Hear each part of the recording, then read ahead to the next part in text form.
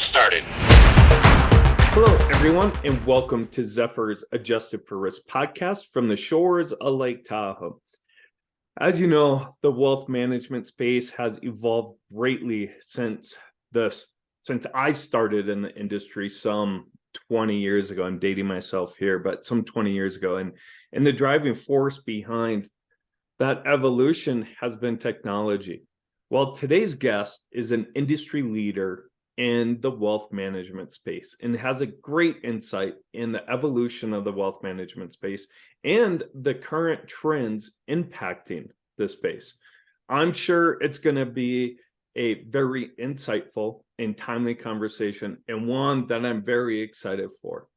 So with that backdrop, I think you will all enjoy today's guest and learn a lot, as I know I'm going to, and I'm really looking forward to the conversation. But first, today's episode is sponsored by the award-winning Zephyr, which helps advisors, wealth managers, financial analysts, and investment professionals make more informed investment decisions.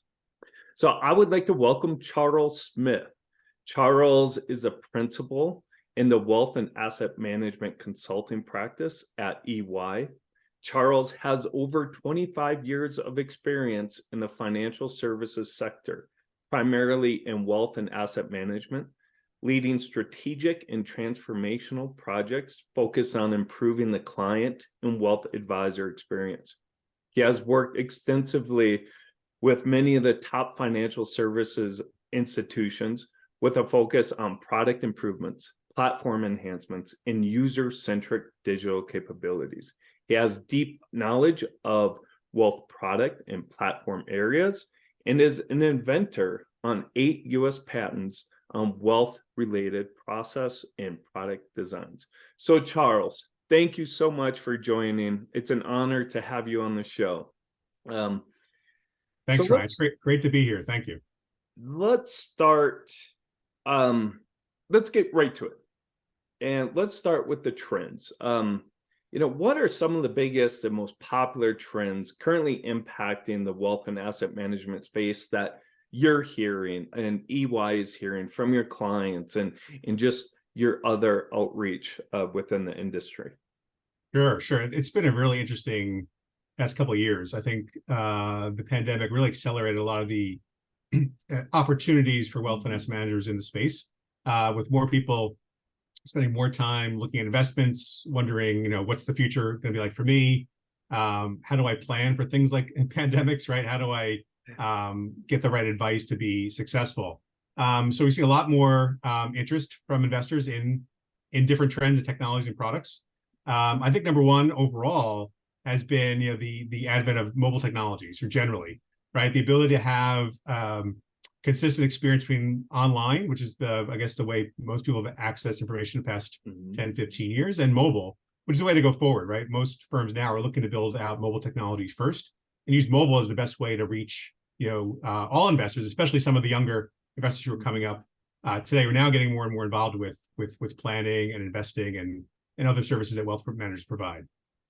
Beyond that, though, there are a couple of different areas I think that are really starting to take off, and again, driven somewhat by the pandemic we just experienced. One is definitely the ability to collaborate digitally, right? To have the ability to reach out to investors and vice versa with advisors to get support through digital channels. Having the ability to co-browse with someone, to walk them through an experience, to kind of an online, real-time chat, to connect through video calls, kind of what we're doing right now, to use video technology to kind of reach someone, and rather than doing it in person, which is the way prior, use digital collaboration tools to kind of really recreate that experience you had in person, but through channels like this, you can really feel like you're in the room with someone, helping them through their investing and other lifestyle decisions and choices. A couple other areas that we're seeing start to come to fruition: direct indexing, so the ability to kind of take investments and replicate what you're seeing in funds and ETFs. With that comes the advent of fractional shares, so the ability to kind of buy less than one share, to really allow investors who maybe don't have large buckets of money to invest in smaller balance accounts and do that in a way that mimics an index, by buying fractional shares to kind of mimic that. It also allows them a lot of ways to be more tax advantaged. So you can use that fractional share direct indexing platform to sell off as needed to kind of meet certain needs, meet tax demands, raise money, You don't need to wait for a fund to kind of do it on their side and have the tax bill at the end of the year. You can do it and manage it actively yourself through direct indexing. Also, behavioral finance. We're seeing a lot of firms now they have all this data about their clients. You really want to know more about their clients and prospects. So using behavioral finance tools to kind of better understand the investors, what is right for a certain type of investor, not take a one stop shop approach to every investor you work with, really kind of tailor the messaging, the products and services to the investor based on what they really need and want, based on their preferences. Obviously, we've seen quite a bit around digital assets and crypto. I think that kind of goes in waves, based on how the price of Bitcoin. So we're seeing a lot more investors be, interested in some of those types of investments. ESG, responsible investing, is one we're seeing quite a bit of interest from, especially from millennials and Generation Z, who are really more in tune with, the companies they're investing in and how they actually operate and how sensitive they are to environmental, social, and governmental concerns. Seeing a lot more firms look to private investments. So, a lot of firms are kind of holding back from going public and staying public longer so they have more control. We're now seeing other products and services come into play where investors get involved in some of those pre-IPO investments and buy into a company when the shares are still private. And then I think lastly, we'll talk about this, I think, as we go through this whole podcast, is the use of generative AI and AI tools to kind of personalize the experience for both investors and advisors. On the advisor side, especially, they'll be able to have more tools and use AI and other, personalization capabilities to really give them more power and add more value to the conversation they have with their clients. There's a lot to unpack there, Charles, and great. Yes, we will talk about AI. It's hard to have this conversation and not talk about AI right now. One thing you mentioned, the pandemic has really changed or caused a lot of this evolution. But do you also think some of this evolution is focused on the younger, whether it's the younger advisor or younger investor, with them in mind? Absolutely. I think the firms are trying to figure out that generation. They're a little bit different than the others, right? They don't rely on traditional research tools and, the same way that older investors like myself, would call up an advisor, sit down with an advisor, have a conversation using other tools, YouTube, Snapchat, TikTok, other ways to get information about what's going on in the world. They're just a different breed. They've come up, they've been native to digital technology since they've been born. So, having an iPhone was not something they received, when they turned a teenager. They've had it in their hands since they were very, very young. So how to service those clients and how to get them to kind of come to your digital doorstep and become a client of your firm is becoming very challenging for a lot of firms. Fantastic. So what you're saying is these younger investors that, are going to grow into the primary, they're not using the Wall Street Journal for research moving forward? No, not yet. But I think they still need advice, right? I think advice is still important. They're going to realize at some point that investing is not just buying one stock or two. It's really having a full picture of your wealth profile. And, as you evolve and age and become more mature and have different needs and demands, you'll need to still receive advice. We actually just recently did our biannual global wealth survey here at EY, and realized, we did this survey. We asked them, do you need advice? Are you still seeking advice? The answer is yes. And the reason is because investing is getting much more complex. It's not as simple as it was years ago. I mentioned all the different types of investing tools and capabilities: direct indexing, crypto, private investments, all of these, complex, strategies. Investors are still looking for advice. We saw that in our survey, 47% of all Americans want more advice as a result of all this different complexity and market turmoil. But of the 40%, 43% of all millennials also want advice. So it wasn't just high net worth, older investors. It's the younger ones as well that still need advice. And we saw it's pretty consistent across the board, whether you need investment advice, help around financial planning, or around specialty services like trust. Advice is pretty consistent. Once you get to a point in your life and you want support and help, the advice is something you're going to go out and look for and get from, whether it be online digital channels or through in-person conversations. I could, just based on your opening comments, I could ask a ton of different questions. Like, I'm really fascinated, at Zephyr, as a provider of SMA data, we always have an eye on direct indexing, right? You could kind of say it's a split of direct indexing is very similar to SMA. So we could have a whole conversation just on direct indexing, which I think is pretty fascinating, but I'll move along. And this is a question or comment. Everything you have to say, we talked about millennials with that in the back of your mind, or Gen Z, and with all this evolution. And it also goes along with the client experience. client experience of a financial advisory wealth management practice is more important than ever. And it's in your bio. You're an expert in client experience or the wealth manager experience. Mhm. What are some of the ways a financial advisor or wealth manager can enhance their client experience? Sure. Yeah. I think, as I mentioned before, client experience is paramount, right? So one thing that's going to help differentiate you from all the other providers, right? And in a digital world, right, moving from provider to provider is very easy. So what's going to make someone want to come and stay with your, wealth services and products? It's going to be the experience, right? How easy it is to move between different parts of your client portal or your mobile app. How easy can I get help through those channels? So for me, the digital experience has to be something where use those tools to get as close to the client as possible. I mentioned digital collaboration, right? So if I'm in an experience and I need some support, I have a question, I want to be able to quickly get to somebody or get an answer that I need, within seconds, right? I don't want to have to pick up a phone. So I'm on my phone already. Now I don't have to make a phone call to get an answer. I should be able to do it right through that channel. So using tools that allow you to collaborate very easily is important. So I think having those capabilities is necessary. The other is just using data to better understand the investor, as I mentioned before, understanding their behaviors, their patterns. Firms have all this data. They should be able to use that to go through and identify more or less, is money coming in or out? What's the tone of the emails or the phone calls they're making? So do some, sentiment analysis on some of those transactions between advisors and clients and support personnel to really understand their clients better. So you really know when to go back to them, right? You don't want to leave a client untouched in a digital world because you don't know what they're doing when they're away from the office. So you don't know, what they're doing in their life without having that digital connectivity. So using data to better understand their patterns, what type of investor they are is really, really important. Fantastic. You've talked a lot about technology, right? And bringing that client closer and being able to communicate. We're using technology right now, and technology is so important. Technology integration or an integrated tech stack is one of the biggest wishes for wealth managers today.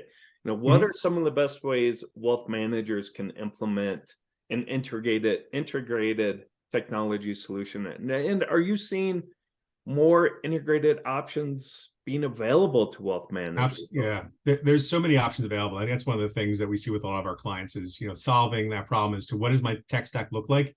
How can I optimize it best for my advisors and then ultimately my clients? There are lots of, there's two ways really you can go about it. There are several platforms out there that are fully integrated, single stack. You can get that off the shelf and use it, and provide 80-90% of what you need. Those are great. Those are easy to implement. They're easy to work with. Sometimes you have one vendor to work with. You don't always get the capabilities you need, so maybe not always be best of breed, which might be your strategy. Your strategy may be to provide, the core offering to your advisors and let them do, their work on their own. Several of the firms are moving the other way, and they're seeing the opportunity to kind of better integrate. There's more opportunities to work with developers, both near and offshore, to kind of get things integrated and use best of breed solutions. For instance, I probably saw in the press recently, Pershing just launched their Pershing X platform as Wove, which is really a framework for allowing firms who are clients of them to integrate best of breed solutions into the framework and use whatever you need to make the experience the best you want it to be. So there are two ways to go. I think you can go with the integrated stack. It's definitely going to work for you. If you feel you're savvy enough to kind of work with multiple providers and put together the pieces into a framework, then definitely go with I'd say a disaggregated stack that you can really pull together on your own. Either way works. It really depends on your personal preference and your culture as a firm. What's going to work best for you? Great. Fantastic insights. So again, going back to clients, the days, like I said, 20 years ago, we could charge 1.5% on investment management fees. Well, charging 1.5% now on investment management, it's over with, right? In that race to zero. So client acquisition is becoming more and more important in order for wealth managers or financial advisors to grow their AUM. How is technology making it easier for advisors to attract more clients? And are there some examples of how advisors are leveraging technology or even social media? You brought it up before, social media is where younger clients are getting their turning to for investment advice to grow their AUM. Yeah, there are a lot of digital technology tools you can use. I think all advisors or most advisors today are really using your traditional, referrals and conversations with clients to kind of, get word of mouth out there. It's definitely always going to be there. That's the best way to get clients in the door, is using, your good work with one client to have them refer you to another. But there's other tools that kind of get you come to their door. I mentioned before, the door now is digital. So how do you find, an advisor's door in a digital world where you can really go anywhere? So a lot of the advisors and firms today are using, your traditional search engine optimization, update the website for more information out there for clients that can really come and stay and really, get from you the experience they're looking for. So you want to have something that's really compelling for them to kind of come to you, and you give them some, services or advice through digital means. One is definitely through a planning tool. Seeing a lot of advisors and firms put out, free or light planning tools on their website to kind of get clients to come and get some insights and advice, and then kind of stay around for the more robust plan as well. But you hit on social media. Social media is probably the biggest, I guess, tool out there that really advisors are still trying to figure out, because there are so many different ways you can use it. And you want to be really careful you don't violate any type of regulatory or compliance issues by putting things out there on social media. But I think, firms are starting to try and tackle that. One way to do that is using a tool to basically put out a lot of information on sites like Facebook and LinkedIn and Instagram that puts out financial information, but brings them back into the client portal. So there are a couple of tools out there I've seen that do a really good job of that. FMG Suite, Tiffin, or Advisor Stream from Broadridge are all tools that are digital marketing tools oriented around the advisor capabilities, and allow them to kind of publish information, articles, resend out email articles from other sites, and bring those clients back into their door, collect information about them, then respond back based on what they're looking at on those articles you sent out on things that they're really interested in. So quite a bit of tools out there. It's a really burgeoning industry. I think you'll see a lot more tools, especially as social media, as I mentioned before, becomes more and more prevalent within that Generation Z. It was a few months ago, and you brought up, how do financial advisory firms harness social media, right? Because of all the regulatory issues. It was one of the big wirehouses. I don't know if it was Morgan Stanley or B of A. They came out with their own platform for advisors to do videos. Yeah. Right. So, in a way, it's like a YouTube, but they're housing it so they can control the content more.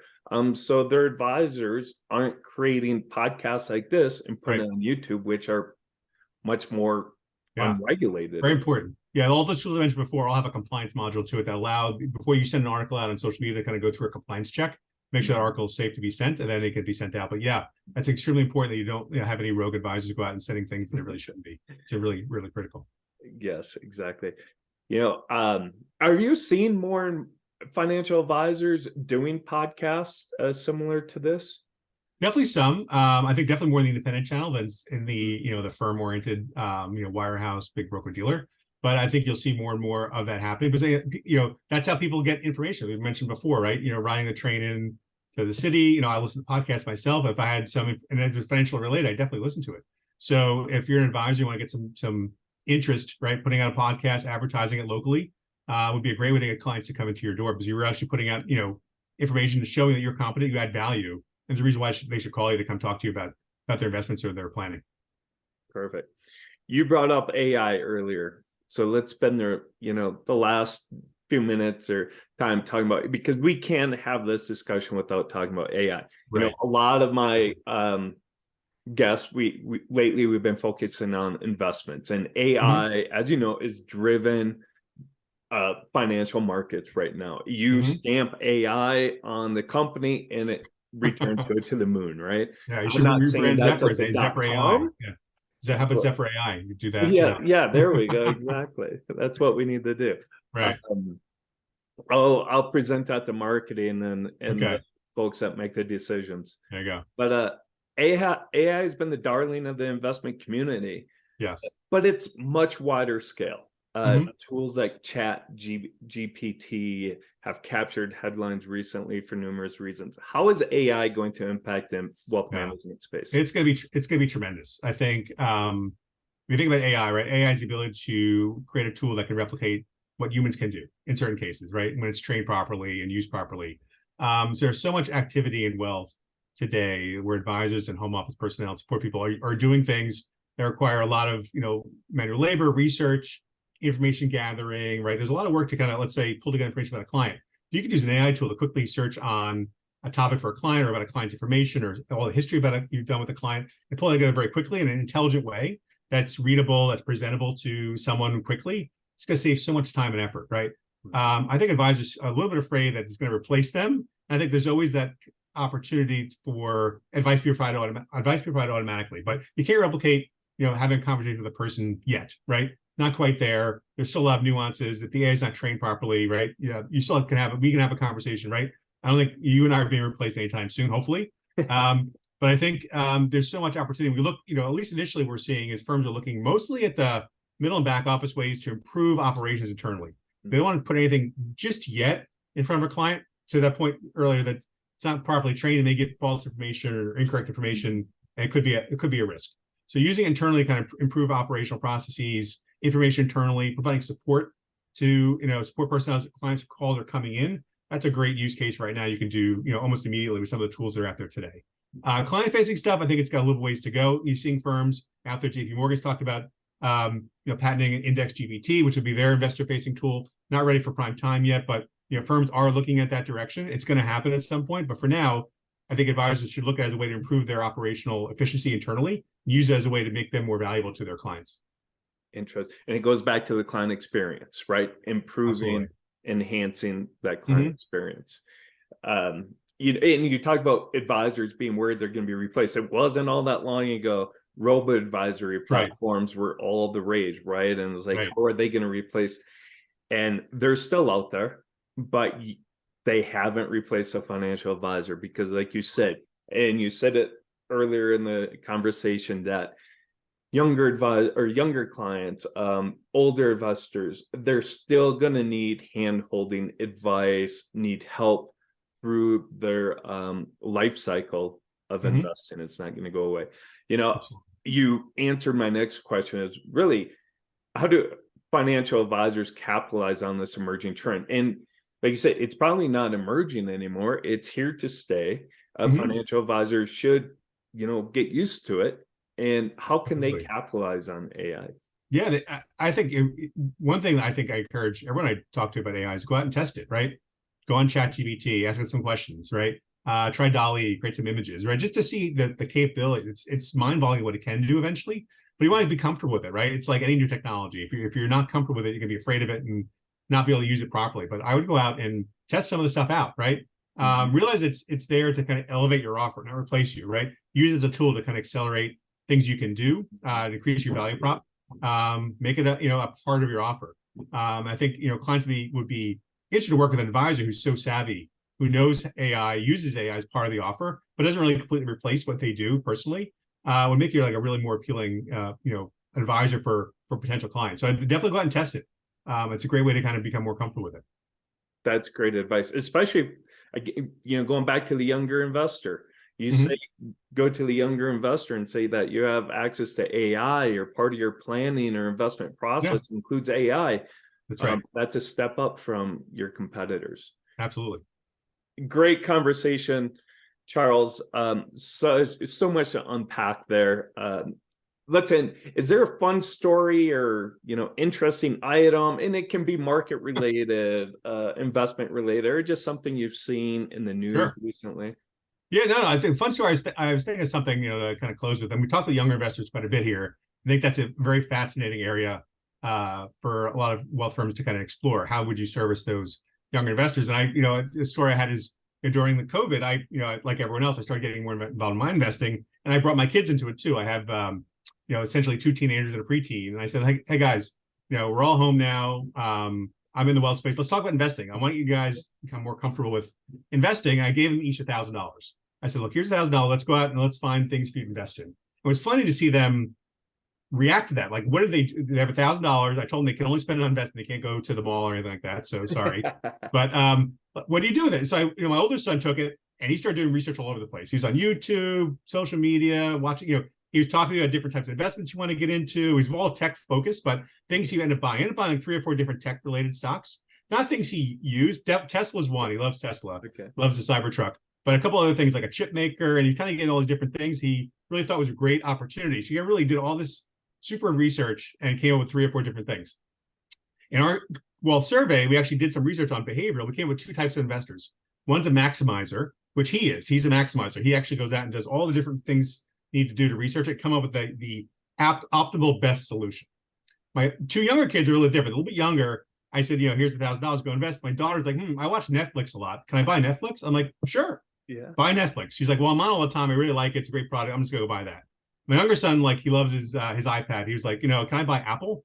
I'm like, you sure can. Go out and buy Apple. So they bought both. They got interested in the market, but based on things that they were closest to them that they use a lot. And they're satisficers. So they were like, they don't do as much research as the maximizers do, just enough to kind of realize what is a good buy. And they went and bought it. So, it's really important, I think, for advisors to really understand the behaviors of their clients, right? You can't take a maximizer and make him or her a satisficer and vice versa, right? So you can't give a ton of information to a satisficer and try and get them to an optimal solution. They're not going to care. You can't go to a maximizer and just kind of push a simple solution on them very quickly. They're not going to bite it, right? They're going to want to do all their own research on their own. So you really have to understand your clients. My kids are still trying to figure out my kids, but for now, at least I know what type of investor they are. That's fantastic. And it teaches them, right, about investing, which I think today I could go on my soapbox here. Financial education, investment education just is lacking, in the, high school and elementary school right. Kids. So it's a great way. Years ago, it was something different, but I had a family member who got some money from a grandparent, and they were really into Disney, right? And we were about to take her to Disneyland. So it's like, well, why don't we buy Disney? And it just happened. I didn't do any research. It was just a way educational to it. And she was walking around Disney saying she owned Disney. Telling everybody there she owned Disney. That's great. And you're a satisficer then, I guess. Yeah, exactly. Right. My story, we talked about earlier this week when we spoke. I was in New York recently, flew out of Newark, and it kind of goes along with client experience, whether it's good or bad. But I went to go get something to eat, and every restaurant in Newark, at least in that terminal, was based on an app. I didn't order it from a waitress or a waiter. There was no bartender, so to speak. And then there was just a food runner that appeared with food. I didn't mind it. A lot of people that were sitting close by, they got up and left. They were like, can we not just order regular food from a person? Right. And they were not happy about it. Yeah. But it's just another different way. client experience and enhancing client experience isn't just financial services or the wealth. Right. It's all over. And all over. Yep. I thought that Absolutely. you called it, I think, what was the kitchen A ghost kitchen. Ghost kitchen, yes. The central kitchen for all the restaurants in Newark. It's actually very easy to place an order and sit down. You sit down anywhere in Newark Airport, place an order, and they'll bring it right to you. It's really, I think, a great experience. Really makes it very simple for a traveler to kind of order food. You don't have to get in line, right? I think it's a great advent for Newark. Newark Airport needs a lot of help, and that's one way they're making it better.